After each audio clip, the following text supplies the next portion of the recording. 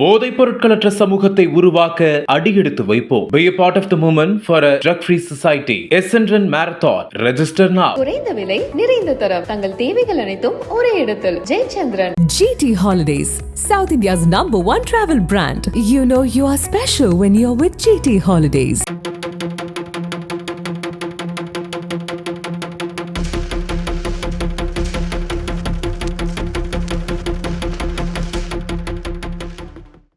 கோவை மாவட்டம் மேட்டுப்பாளையத்தைச் சேர்ந்தவர் 23 வயதான தௌஃபிக் உமர் ஆட்டோ டிரைவராக வேலை பார்த்து வருகிறார்.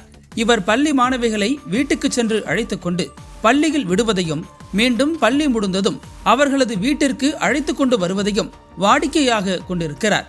இந்த நிலையில் அவரது ஆட்டோவில் வந்த 14 வயது பள்ளி மாணவி ஒருவருடன் தௌஃபீக்கு பழக்கம் ஏற்பட்டுள்ளது. இதைத் தொடர்ந்து அந்த மாணவியிடம் அவர் சில்மிஷத்தில் ஈடுபட்டதாக கூறப்படுகிறது. இது குறித்து பள்ளி மாணவி தனது தாயிடம் கூறி கதறி அழுதுள்ளார். இயல்பாக பேசி பழகுவதை தனக்கான வாய்ப்பாக தௌஃபீக் கருதி இந்த அத்துமீறலில் ஈடுபட்டதாக தெரிகிறது. பின்னர் இது குறித்து பாதிக்கப்பட்ட பள்ளி மாணவியும் அவரது தாயாரும் மேட்டுப்பாளையம் அனைத்து மகளிர் காவல் நிலையத்தில் புகார் அளித்தனர்.